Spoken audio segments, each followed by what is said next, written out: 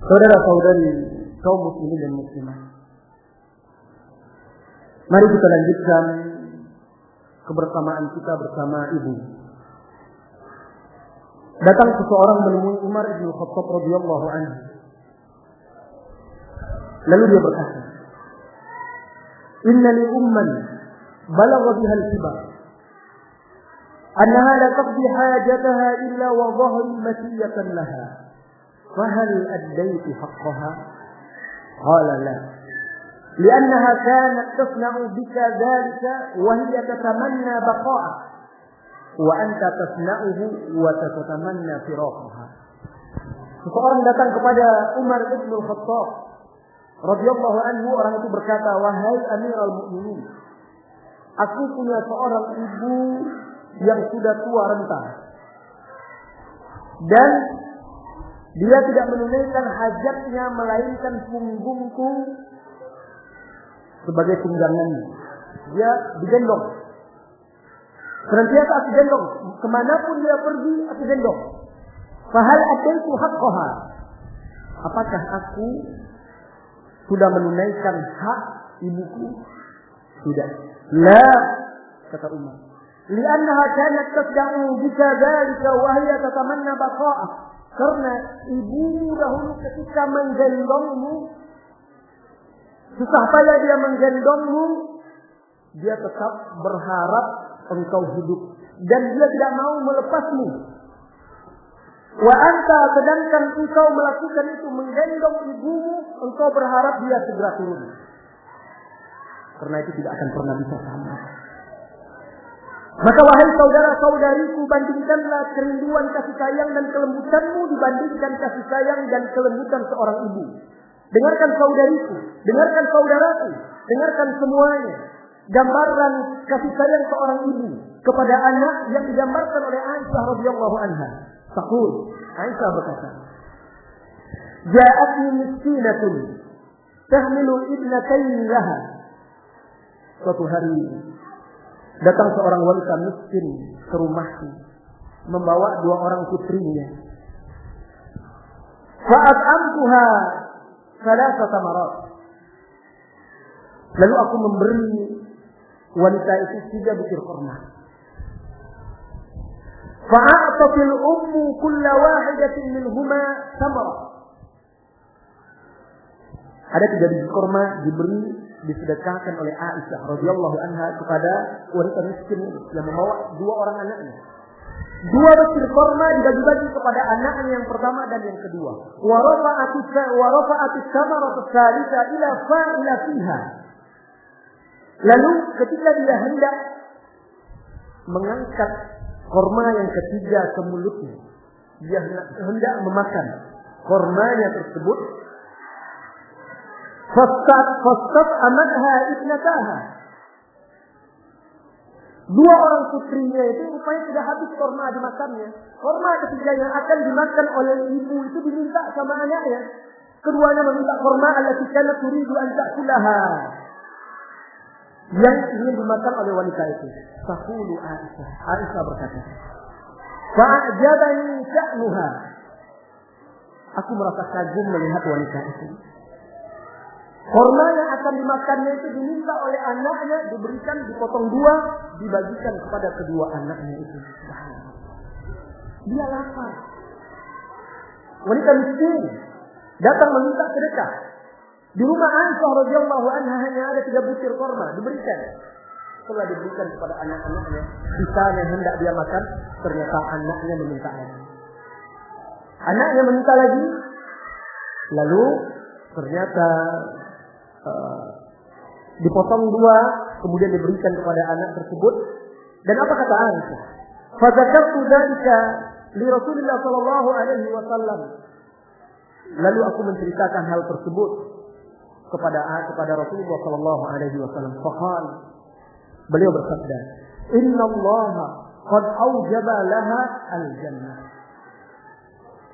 Sesungguhnya Allah telah mewajibkan surga bagi ibu tersebut. Lihat kasih sayang seorang ibu. Sekalipun dia lapar, maka dia rela demi anaknya semua. Maka wahai para ibu, bergembiralah engkau karena surga yang telah dijanjikan oleh Allah Subhanahu wa taala, dan engkau dibebaskan dari api neraka karena ketulusanmu untuk mengasuh, mengayomi, mendidik dan mengarahkan anak-anakmu. Wahai ibu, bergembiralah engkau tidak akan sia-sia letih lelah yang engkau lalui dalam hidupmu.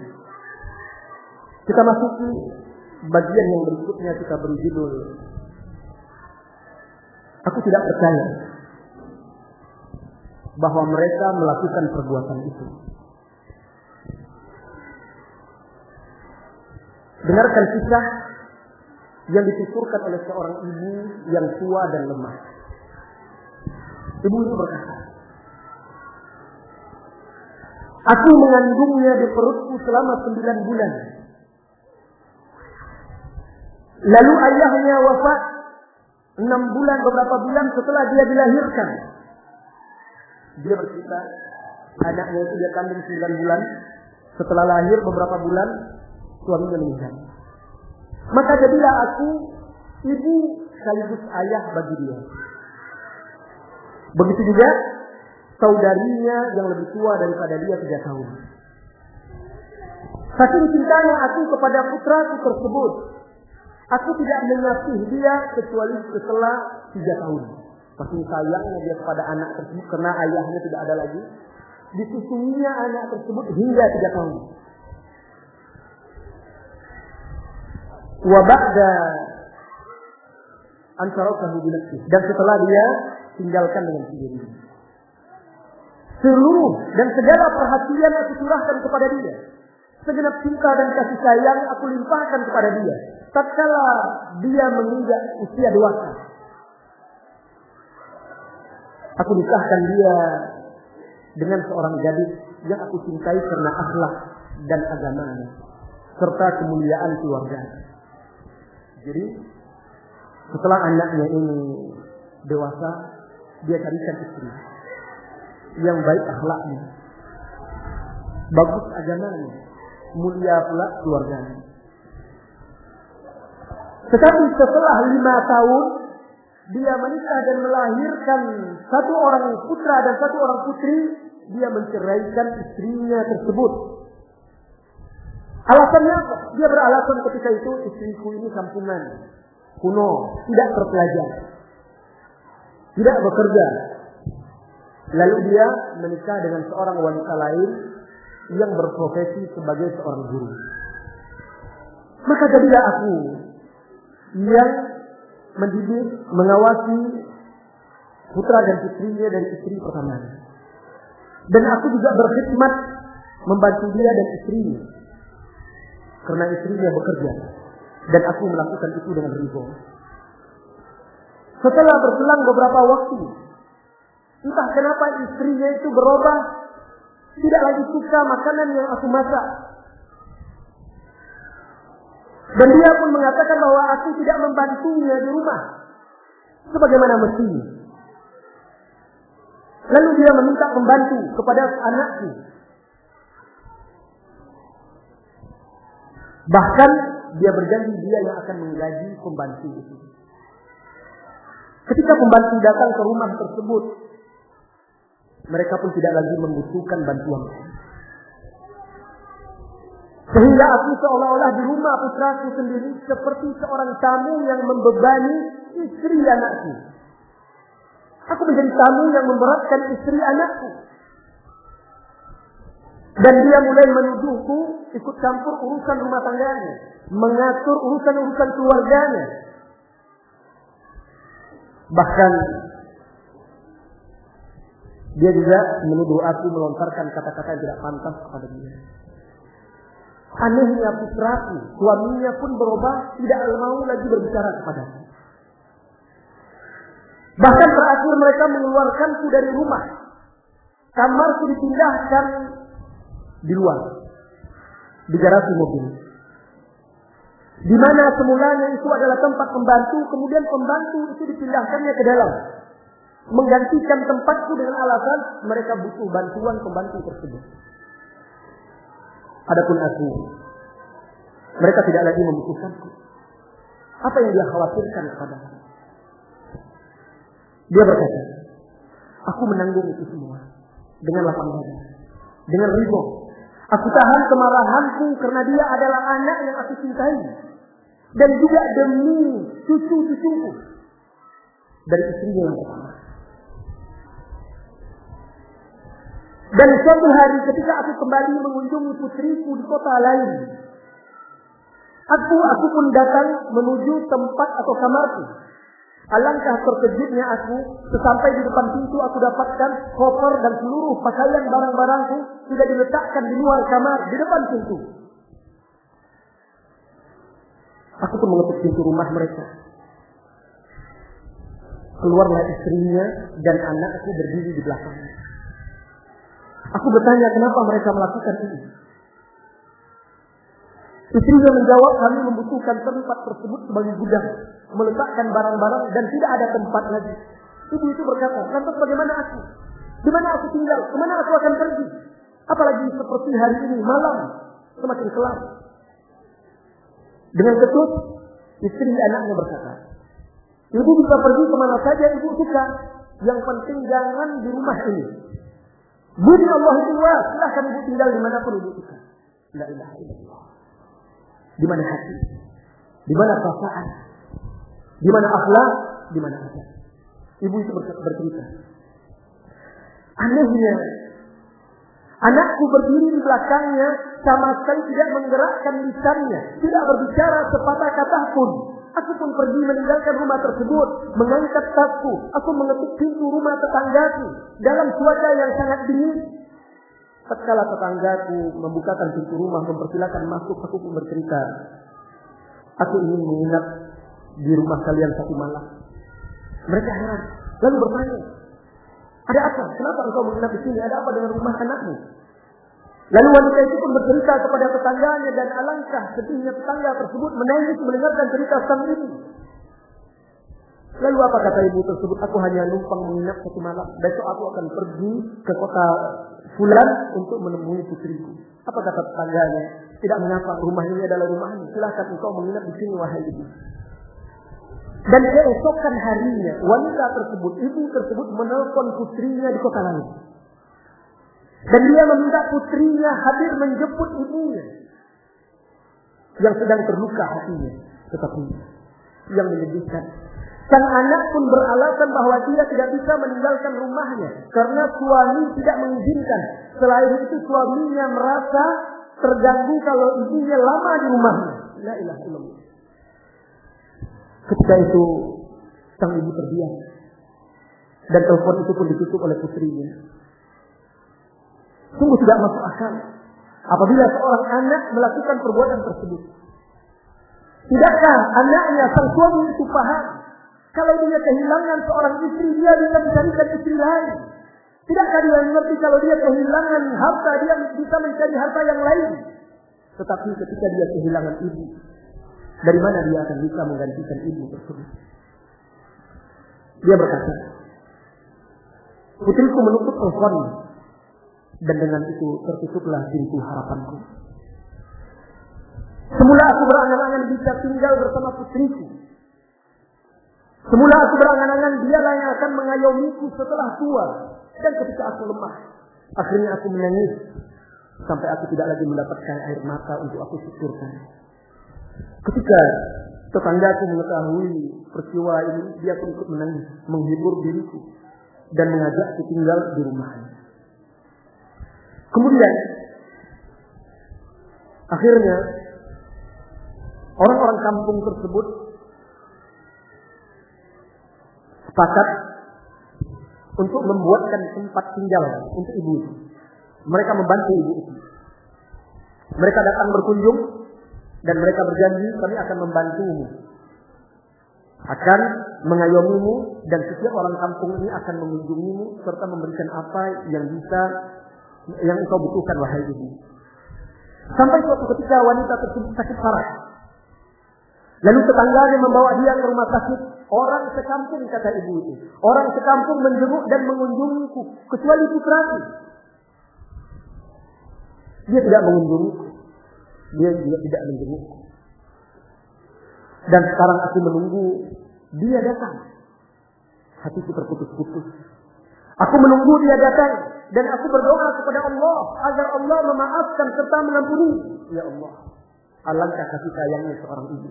Apapun yang diperbuat oleh anak, apapun yang dilakukan oleh putra putrinya, ibu tetap berusaha melapangkan dadanya, memaafkan anak-anaknya, berdoa untuk kebaikan putra putrinya.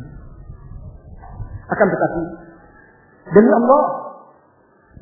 Allah yang telah menyandingkan ibadahnya dengan perintah berbuat baik kepadamu. Demi Allah yang telah menyandingkan perintah ibadah kepadanya dengan berbakti kepadamu. Sungguh anak-anak durhaka seperti itu yang mencampakkan orang tuanya di panti-panti jompo, yang lebih mendahulukan istri dan anaknya daripada orang tuanya. Suatu saat Allah akan membalasnya. Balasan itu sesuai dengan perbuatan.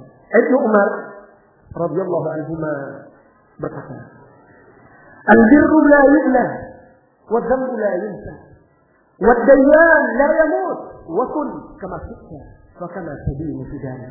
Kata Ibnu Umar, kebaikan itu tidak akan pernah sirna, dosa tidak akan dilupakan, dan Allah zat yang tidak pernah mati. Lakukan apa yang hendak engkau lakukan, sebagaimana engkau berbuat, seperti itu pula engkau akan dibalas. Dari Ibnu Abbas radhiyallahu anhuma, dan hadis diriwayatkan oleh Ibnu Hibban di dalam sahih, Rasulullah sallallahu alaihi wasallam bersabda, "Law 'alima Allahu syai'an adna min al-uf la naha anhu." Kalau seandainya Allah tahu, kalau seandainya Allah mengetahui ada sesuatu yang lebih ringan daripada kalimat berdecak terhadap ayah dan ibu kita, pasti Allah akan melarangnya. Pasti Allah akan melarangnya. Falyamalil ma syaa. Maka silakan anak-anak yang durhaka berbuat sesuai kehendaknya. Falam yadkhulul jannah. Dia tidak akan masuk surga. Wal ya'malil baru ma syaa. Silakan anak-anak yang berbakti berbuat sesuai kehendaknya. Falam yadkhulun nar. Dan dia juga tidak akan masuk neraka. Diriwayatkan oleh Ibnu Hibban di dalam sahih. Saudara-saudari, kaum muslimin dan muslimat yang semoga senantiasa dirahmati oleh Allah Subhanahu wa taala. Seseorang bercerita, suatu ketika dia mengunjungi temannya, saudaranya atau sahabatnya.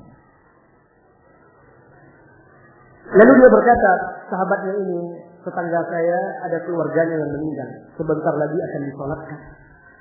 Maukah engkau menemani saya untuk ikut menyelenggarakan jenazahnya di Masjid Jami? Lalu temannya ini mau, yang bercerita, sahibul qissah pun mau menemani. Lalu mereka berkata, "Shallaina 'ala al-janazah, thumma tabi'naha ila al-maqbarah." Kami mengantarnya, menyolatkan jenazah tersebut dan ikut mengantar ke kuburan. Di kuburan ada seorang laki-laki yang menangis terisak-isak, merintih. Aku berkata, "Siapa ini?" Temanku berkata, "Ini adalah anak yang meninggal itu, perempuan yang wafat itu." Subhanallah. Sampai seperti itu kecintaan dan bakti dia kepada ibunya sehingga dia menangis seperti itu. Apa kata temannya? Tidak. Itu bukan air mata cinta, bukan air mata kasih sayang, tetapi itu adalah air mata penyesalan. Ibunya ini mati dan dia belum sempat melihat menjenguk ibunya semenjak 3 tahun. La ilaha illallah. Sudah berapa lama Anda tidak menjenguk ibumu? Sudah berapa lama Anda tidak menghubunginya? Tidak menanyakan keadaannya. Bagi seorang ibu, dia tidak membutuhkan hartamu. Cukup engkau menelpon, menanyakan keadaannya, menjenguk dia, melihat dia, itu sudah membesarkan hatinya, membuat dia bahagia, membuat dia lapang. Kaum muslimin dan muslimat yang dirahmati oleh Allah Subhanahu wa taala. Lalu temannya itu bercerita, wanita ini dirawat di rumah sakit selama 20 hari.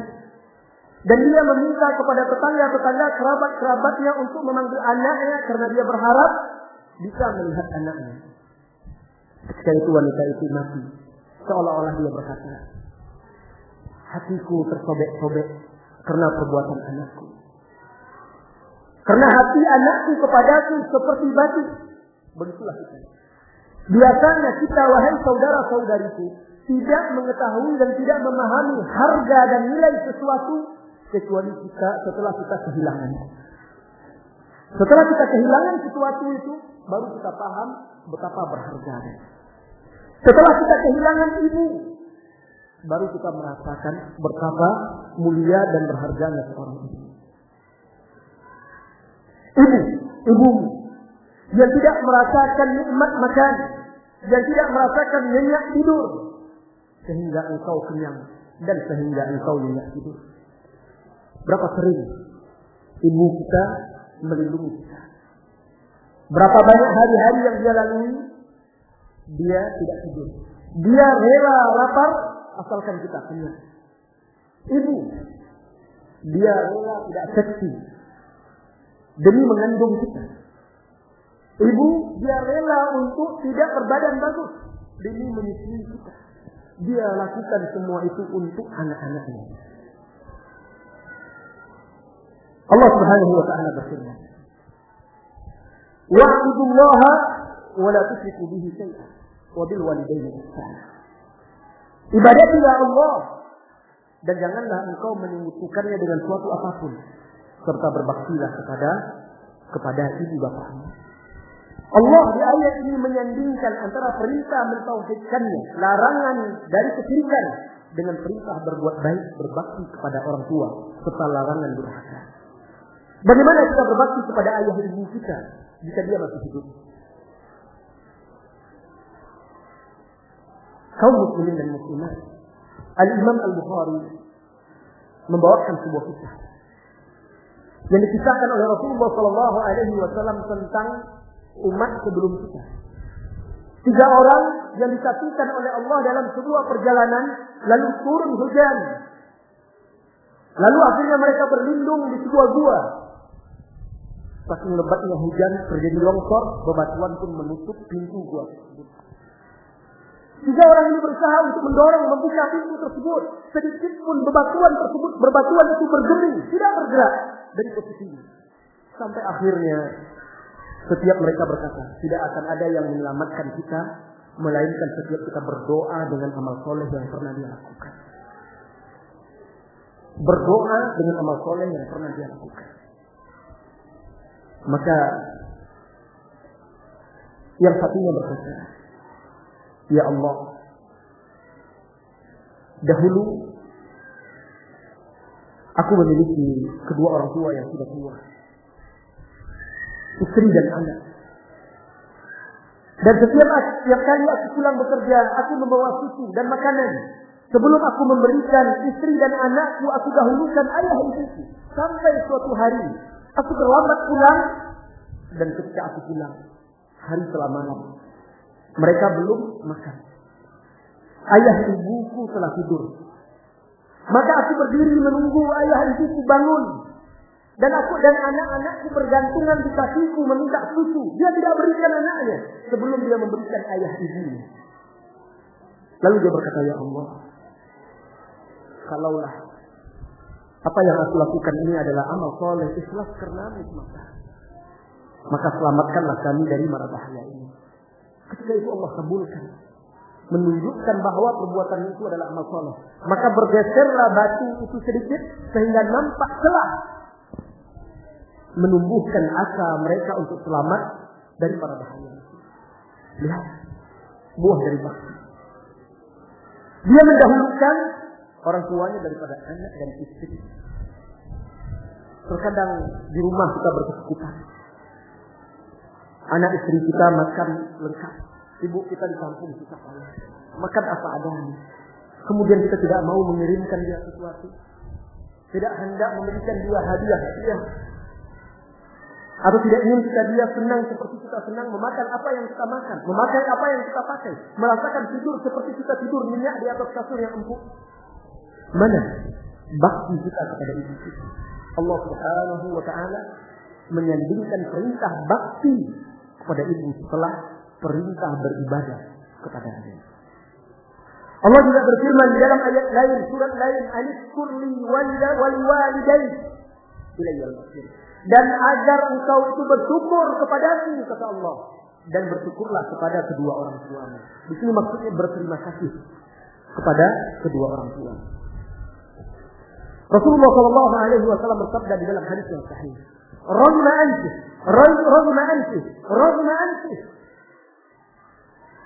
Fakir, man ya Rasulullah, silakan. merugi. Lalu ada sahabat yang bertanya, siapa ya Rasulullah orang yang merugi itu? Sallallahu alaihi wasallam. Beliau menjawab, man adraka walidayhi 'inda al-kibar aw ahadahuma aw kilahuma thumma lam yadkhulul jannah. Celaka orang-orang yang mendapatkan ibu bapaknya atau salah seorangnya di usia tua lalu dia tidak masuk surga. Kenapa? Karena tidak berbakti kepada kedua orang tua. Kenapa di sini sering disebut oleh Al-Quran usia tua? Karena usia tua seseorang itu seperti ketika dia kecil.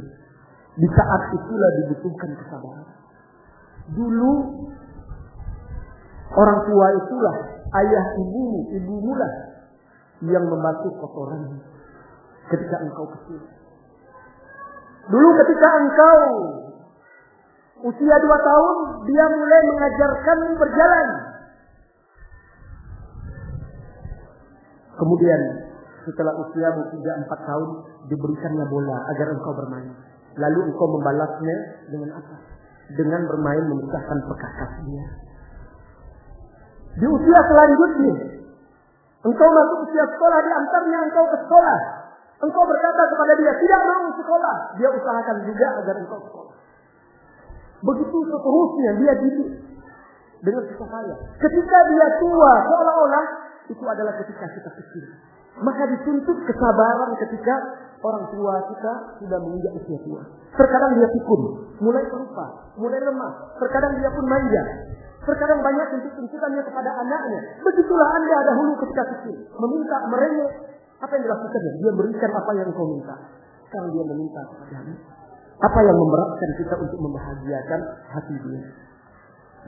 An Rifa'ah bin Iyas qala ra'aitu al-Harith al-Alafi fi janazati ummihi yabki buka'an shadidan.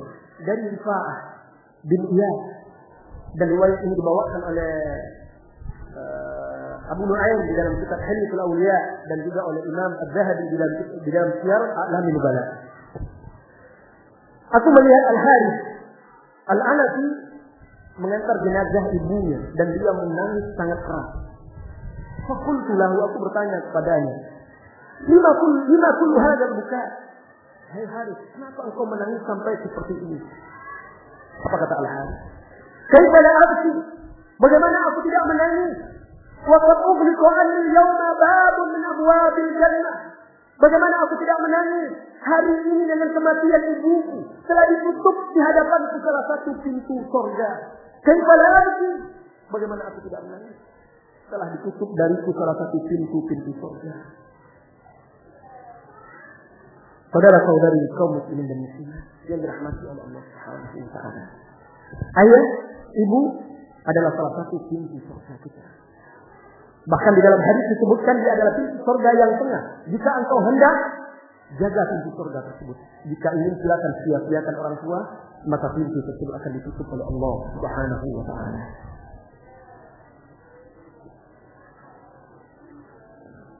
Dari Buraidah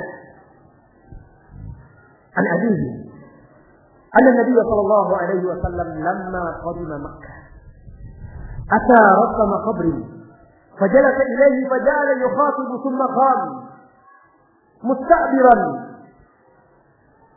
Dari Buraidah dari ayahnya bahwasanya Nabi sallallahu alaihi wasallam tatkala datang ke Mekah, dia singgah di sebuah gundukan tanah seperti kuburan.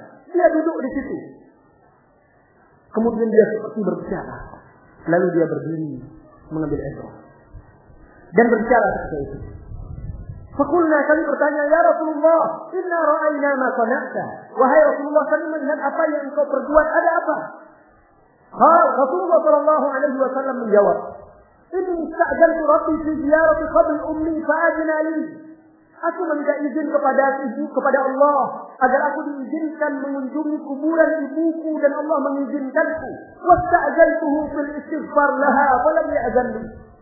Dan aku meminta izin kepada Allah agar aku boleh beristighfar untuknya dan Allah tidak mengizinkanku. Apa kata sahabat? Fama ru'ya batiyan akthar min yawma idin. Dan ketika itu kami tidak melihat Rasulullah lebih banyak menangis daripada hari itu. Sallallahu alaihi wasallam. Wahai orang yang kehilangan ibunya. Wahai engkau saudara-saudariku yang kehilangan ibumu, menangislah atas kehilangannya. Perbanyaklah berdoa untuknya. Wahai orang-orang yang telah kehilangan ibunya, doakanlah ibunya. Dan wahai orang-orang yang masih menemui ibunya hidup, maka lazimkanlah kakinya.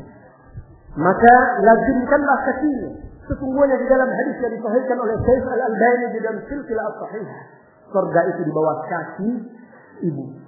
Kalau lafaz yang di bawah telapak kaki itu dhaif, tetapi tahta rijlaiha itu disahihkan oleh Syekh Al-Albani rahimahullahu taala. Akan datang suatu hari engkau akan melihat surga itu. Akan datang suatu hari engkau akan menemui surga itu kelak. Berikutnya, kisah yang berikutnya.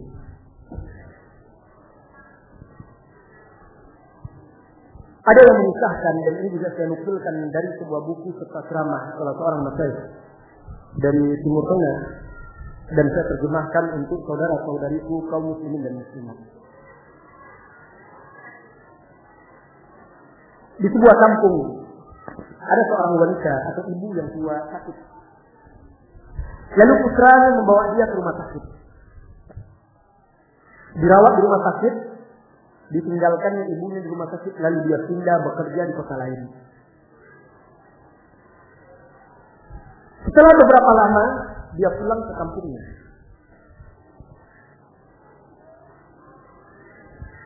Ketika orang-orang bertanya kepada dia, mana ibumu? Lalu dia menjawab kepada mereka, ibuku telah mati dan telah dikuburkan. Dia menjawab bahwa ibunya telah wafat, padahal ibunya masih hidup di rumah sakit. Karena dia tidak mau mengurus ibunya. Sampai suatu hari, salah seorang penduduk kampung tersebut datang ke rumah sakit untuk menjenguk kerabatnya yang sakit. Tatkala sampai di sana, dia dikejutkan ketika melihat ibu pemuda tersebut satu kamar dengan kerabatnya. Ibu pemuda tersebut sakit, berbaring lemah. Dan orang ini bertanya kepada ibunya tersebut, "Anti ummi fulan, bukankah engkau ummu fulan?" Dia berkata, "Ya." "Siapa yang mengantarmu ke sini? Dan sejak kapan engkau berada di sini, wahai ummu fulan?" Lalu dia menjawab, "Anakku yang mengantarkan di sini sejak 2 tahun yang lalu. Tapi aku tidak lagi pernah melihatnya." Dengarkan. Ibu ini berkata, "Wallahi inni khaifah alaihi. Wallahi inni khaifah alaihi." Aku khawatir, aku cemas ada sesuatu yang terjadi pada anakku sehingga dia tidak bisa datang. Aku tidak mendengar kabarnya. Aku takut terjadi sesuatu pada dia. Lihat alangkah kasih sayangnya itu. Alangkah lembut hatinya. Diantar ke rumah sakit, ditinggalkan tanpa kabar berita, dia masih berhusnuzon kepada putranya. Dia khawatir mungkin ada sesuatu yang membuat putranya tidak bisa menjenguknya. Alangkah lembutnya, alangkah mulia hatinya, alangkah tulus pengabdiannya untuk anaknya. Lalu akhirnya orang tersebut karena kasihan diurusnya lah urusan di rumah sakit tersebut, lalu dikeluarkannya lah ibu itu, dibawanya pulang ke kampung. Kemudian orang tadi membuat acara, dikumpulkannya warga, diundangnya warga. Orang yang mengeluarkan ibu dari rumah sakit tadi, diundangnya warga kampung tersebut. Dia ingin memberi pelajaran kepada anak wanita itu. Dan dimintanya sang anak hadir dalam acara tersebut. Dia tidak memberitahu kalau ibunya ada di situ. Tatkala berkumpul penduduk kampung makan-makan di rumah orang tadi, dan anak tersebut hadir. Lalu di hadapan manusia, orang yang membantu ibunya tadi bertanya dengan suara keras, didengar oleh orang-orang yang hadir, "Mana ibumu? Apa kabar ibumu?" Dia menjawab, "Ibuku sudah mati sejak 2 tahun yang lalu. Dia mati di rumah sakit." Lalu laki-laki ini pun memanggil wanita tadi dan membawanya keluar. Lalu di hadapan orang banyak dia berkata kepada laki-laki tersebut, kepada pemuda tersebut, "Apakah ini adalah ibumu?" Tunjuknya, apakah ini adalah ibumu? Dan dia berkata kepada wanita ini, apakah ini adalah putramu, wahai wanita, wahai ummu fulan? Ketika itu bagaikan disengat, bagaikan disambar petir. Anak yang durhaka tersebut bungkam, tidak bisa berbicara sepatah kata pun. La ilaha illallah. Bukankah Al-Quran berulang-ulang kali memberikan wasiat-wasiat? Kalaulah wasiat tersebut ditimpakan kepada batu, gunung-gunung batu, dia akan hancur. Tetapi alangkah kerasnya hati anak manusia. Dia mendengarkan wasiat tersebut, tetapi dia tidak memahami. Dia tidak mengamalkannya. Allah Subhanahu wa taala berfirman, "Wa qada rabbuka alla ta'budu illa iyyah wa bil walidayni ihsana imma yablughanna 'indaka al-kibara ahaduhuma aw kilahuma fala taqul lahumā uff wa la tanharhumā wa qul lahumā qawlan karīmā." Dan Rabbmu mewajibkan agar engkau tidak beribadah kecuali kepada Dia, dan agar engkau berbakti kepada kedua orang tuamu. Jika salah seorang mereka atau keduanya mendapatkan usia yang tua di sisimu, ketika itu butuh kesabaran. Jangan sekali-kali mengucapkan atau lain sebagainya yang menyinggung perasaan ibu. Wala tanharhuma, jangan pula engkau menghardik keduanya. Wa qul lahumā qawlan karīmā, ucapkan kepada keduanya qawlan karīmā, kata-kata yang mulia, budi bahasa yang lembut. Jadilah seperti seorang pembantu, seorang budak kepada tuannya di hadapan ayah dan ibu. Karena kita tidak akan bisa membalas budi baik orang tua kita kecuali kata Rasulullah SAW, kalau seandainya kita dapatkan ayah ibu kita itu seorang budak, lalu kita merdekakan dia, kita beli dan kita sebut, kita merdekakan, barulah kiranya seorang anak itu bisa mengganti jasa-jasa seorang tua. Waqfid lahumā janāha dzul, dan rendahkan dirimu, hinakan di hadapannya karena kasih sayangmu kepadanya. Waqul, dan katakanlah, Rabbirhamhuma, ya Allah rahmatilah keduanya, kama rabbayani shaghira. Rabbirhamhuma kama rabbayani shaghira. Suatu ketika Rasulullah SAW berkata kepada sahabatnya, dan hadis diriwayatkan oleh Imam Muslim, tatkala beliau melihat di tengah tawanan-tawanan perang itu ada seorang wanita yang gusar berlari ke sana kemari mencari bayinya yang terpisah dari dia. Lalu dia dapatkan bayi tersebut, serta-merta disusukannya bayi tersebut dengan penuh kasih sayang, didekapnya dengan dadanya. Ketika itu Rasulullah berkata kepada sahabatnya, "Ara'aytum hadhil jariyah, ara'aytum hadhil mar'ah tarihatin walidaha finnar?" Bagaimana menurut kalian, mungkinkah wanita ini mencampakkan anaknya ke dalam api? La ya Rasulullah, hiya arham bihi ilaih. Tidak ya Rasulullah, wanita itu sangat sayang kepada anaknya, mustahil dia akan mencampakkan anaknya ke dalam api. Rasulullah bersabda, "Wallahu arhamu bikum min hadhihi biwaladiha." Allah lebih sayang lagi dari wanita ini, lebih sayang kepada kalian dari sayang wanita ini kepada anaknya. Apa maksudnya? Rasulullah tidak akan berikan contoh kasih sayang seorang ibu itu untuk menunjukkan kasih sayang Allah yang lebih besar, melainkan karena tidak ada kasih sayang makhluk yang lebih tinggi daripada kasih sayang seorang ibu kepada anaknya. Maka Rasulullah berikan contoh. Itulah kasih sayang yang tertinggi antara manusia dengan manusia, yaitu antara ibu dengan anaknya. Maka kasih sayang Allah kepada hambanya jauh lebih tinggi daripada itu. Saudara-saudari, kisah yang berikutnya, ini kisah yang dikisahkan oleh seorang Nasrani yang masuk Islam, seorang perawat yang bekerja di salah satu rumah sakit di Amerika. Dia bercerita tentang penyebab dia masuk Islam. Dia menuturkan, pertama kali aku mendengarkan tentang Islam yaitu ketika aku menonton televisi. Lalu ketika aku mendengar apa yang diinfokan di televisi, aku tertawa. Aku tidak percaya tentang Islam itu indah, Islam itu begini dan segala macam. Aku tidak percaya. Tetapi setelah tahun setelah itu, aku kembali mendengarkan kalimat Islam. Tetapi bukan di televisi, di rumah sakit tempat aku bekerja. Ketika datang 2 orang pasang suami istri, membawa seorang wanita yang tua, yang sedang sakit. Sang istri duduk di hadapan wanita tua tersebut. Isa menangis, merawat, menjaga wanita yang sakit itu. Dan aku terus memperhatikan. Wanita muda itu nampak keresahan, kegundahan di wajahnya. Dia terus menyapu air matanya. Dan aku mengira, dan ketika itu mengisi suasana, aku coba bertanya kepada dia. Aku bertanya kepada dia apa yang menyebabkan dia gusar dan kenapa dia menangis. Lalu dia bercerita bahwa dia datang dari jauh ke rumah sakit ini membawa suaminya, yang menemani suaminya yang membawa ibunya berobat. Lalu wanita itu kata Fawwa, dia bercerita tentang kisah dia bersama mertuanya.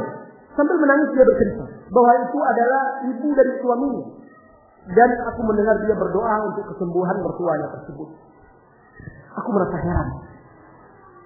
Kenapa dia begitu sayang kepada mertuanya?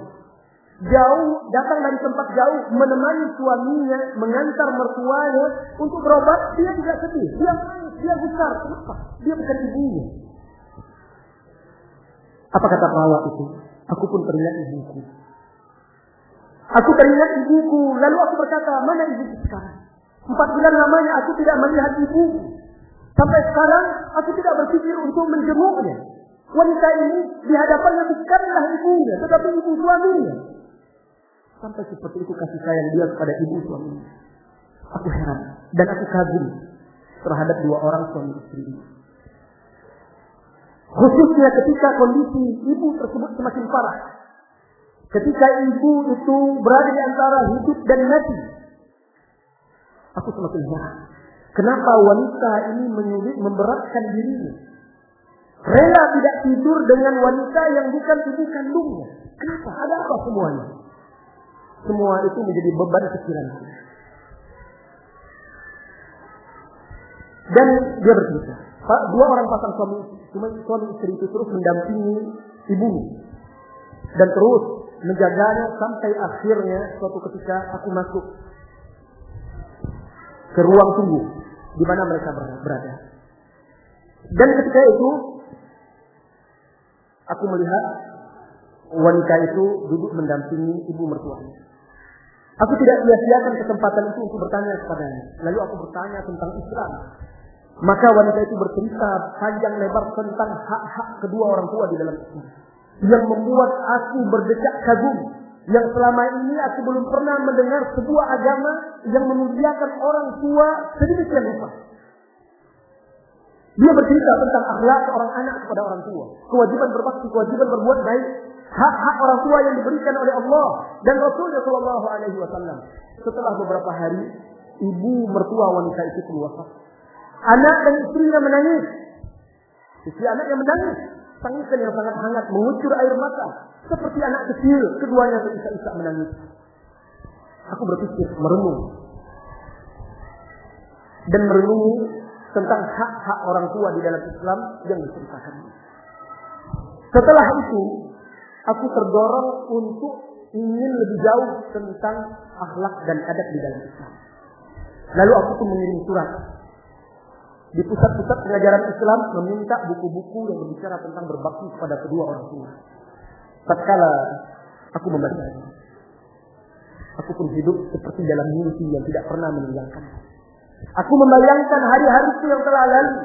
Aku membayangkan aku adalah seorang ibu dan aku memiliki anak-anak yang mencintaiku, yang mengasihiku. Anak-anak yang senantiasa berbuat baik kepadaku, mengawasiku, menemaniku, menanyakan keadaanku setiap detik hidupku. Ketika itu semakin kuat motivasiku untuk masuk Islam. Dan tanpa terasa, aku pun mengumumkan diriku untuk mengucapkan 2 kalimat syahadat. Lalu akhirnya dia menikah dan kata dia setelah itu dia pun menjadi seorang ibu di dalam Islam. Subhanallah. Akhlak. Akhlak ini sebenarnya yang membuka pintu hati orang untuk bisa menerima hidayah. Akhlak yang terkadang hilang dari anak-anak sekalipun dia sudah belajar agama. Ada seorang pemuda datang kepada kami. Dia bercerita. Jadi pemuda ini 2 tahun atau 3 tahun sebelum dia bercerita kepada kami, dia kabur dari rumah. Dan sudah lebih 2 tahun dia tidak pulang. Kenapa dia kabur? Alasannya, ayah saya menghalangi saya belajar. Saya ingin belajar agama, ingin mondok, tidak dibolehkan. Terus guru saya mengatakan tidak boleh taat kepada ayah. Kamu harus tinggalkan rumah itu karena dia menghalangi kamu belajar agama. Akhirnya dia tinggalkan karena nasihat gurunya ini. Kemudian akhirnya dia tinggalkan gurunya tersebut, mulai dia mencari ilmu lagi. Bertemu dengan kami hadir di majelis-majelis. Sampai suatu ketika 2 tahun berlalu, ibu dia datang menjemput dia, ibu tirinya. Datang menemui dia dan mengatakan ayahnya telah rindu dan meminta dia pulang. Ketika itu dia bimbang pemudanya. Datang dia kepada kami, lalu bertanya, Ustaz, apa yang harus saya lakukan? Dia bercerita bahwa dulu dia kabur karena takut tidak bisa menuntut ilmu. Sementara sekarang ayah ibu saya menjemput. Sudah 2 hari dia di sini ingin menunggu mengajak saya pulang. Lalu saya katakan, apa yang menghalangi untuk pulang? Dia ayahnya. Kenapa? Nah, kalau saya pulang, saya tidak bisa lagi belajar seperti ini. Saya mau mondok. Ini 1 bulan lagi pembukaan pendaftaran di pesantren di sana akan di suatu tempat disebut yang akan dibuka. Kalau saya pulang, saya tidak akan bisa lagi. Nanti saya malah disuruh bekerja. Saya dilarang untuk berjenggot, dilarang untuk mengamalkan sunnah-sunnah Nabi. Saya tidak mau. Akhirnya saya katakan ketika itu, saudaraku, Anda sudah belajar. Tidakkah Anda yakin kalau kita betul-betul mengamalkan Islam dengan benar, insya Allah Allah akan bukakan jalan yang baik. Pulanglah. Pulanglah Anda dan buktikan di sana bahwa Anda telah belajar agama. Buktikan bakti Anda. Bantu ayah Anda itu, buat dia bahagia, buat dia senang. Jangan Anda membantah apapun selama itu mubah. Selama itu tidak bertentangan dengan agama, lakukan untuk menggembirakan dia. Jangan sampai disuruh buat dia bahagia dan senang. Tunjukkan ini yang selama ini Anda dapat belajar. Tapi dia masih berat, percayalah. Insya Allah Allah akan bukakan. Ingat, ada seorang pemuda yang ingin berjihad. Berjihad bersama Rasulullah SAW. Datang dia untuk berjihad bersama Rasulullah SAW. Jihad jalan cinta surga. Bersama Nabi Israel yang sudah pasti. Jihad di jalan Allah. Lalu Rasulullah berkata kepada pemuda itu, Alaka abawan, apakah engkau memiliki kedua orang tua? Dia berkata, benar ya Rasulullah. Kaifa taraktahuma? Bagaimana engkau meninggalkan kedua orang tuamu? Qal taraktuhuma bakiyaini. Aku tinggalkan keduanya dalam keadaan menangis. Karena dia anak satu-satunya yang diharapkan. Apa kata Rasulullah? Irji, pulang engkau, tidak perlu berjihad bersama aku. Pulang, wa abhajhuma kama absyaitahuma. Buat kedua orang tuamu itu tertawa sebagaimana engkau membuat dia menangis. Dalam lafaz lain, irji fasihima fajahah. Pulanglah dan berjihadlah engkau dengan berbuat baik kepada kedua orang tuamu. La ilaha illallah. Berapa banyak air mata ibu kita teteskan kena ulah kita. Berapa banyak kita membuat mereka mengurut dada karena terluka oleh kata-kata kita. Akhirnya pemuda ini pulang. Tidak sampai 1 bulan, 2 minggu berselang, dia balik lagi. Dengan muka yang berseri-seri dia bercerita, Ustaz, alhamdulillah sekarang orang tua saya sudah melepas kepergian saya dengan ridho. Dia senang dan bahagia mengizinkan saya kemanapun saya menuntut ilmu. Dan sekarang dia sudah menjadi salah seorang ustaz berdakwah di suatu tempat. Orang tuanya punya hati. Akhlak bakti kita kepada orang tua. Terbuka pintu hati orang tua. Nah ini yang terkadang hilang dari kita. Bukankah Rasulullah SAW itu salah satu tujuan dia diutus untuk menyempurnakan akhlak-akhlak yang mulia, rahmat bagi alam semesta. Dan akhlak itu ketahuilah wahai saudara-saudariku, bagian yang tidak terpisahkan dari manhaj. Manhaj itu bukan hanya sekedar akidah. Manhaj itu bukan hanya sekedar mentahdir ahli bid'ah. Manhaj itu bukan hanya sekedar ibadah sesuai sunnah. Akidah, ibadah, muamalah, akhlak harus sesuai dengan sunnah Rasulullah sallallahu alaihi wasallam. Bagaimana kita bermuamalah khususnya kepada kedua orang tua? Harus mengacu kepada akhlak yang diajarkan oleh Rasulullah sallallahu alaihi wasallam dan dicontohkan oleh para sahabat serta ulama-ulama yang mengikuti mereka dengan baik. Inilah dia Islam. Inilah dia akhlak kita. Allah Subhanahu wa taala berfirman, "Laqad manna Allahu 'alal mu'minin idh ba'atha fihim rasulan min anfusihim yatlu 'alaihim ayatihi wa yuzakkihim wa yu'allimuhumul kitaba wal hikmah wa in kanu min qablu lafi dhalalin mubin."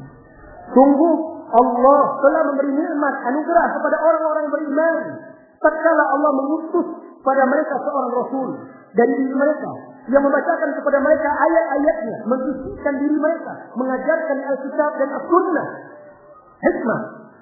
Sekalipun mereka dahulunya berada dalam kesesatan yang nyata. Anugerah Allah, kita bisa menjaga sunnah Nabi sallallahu alaihi wasallam.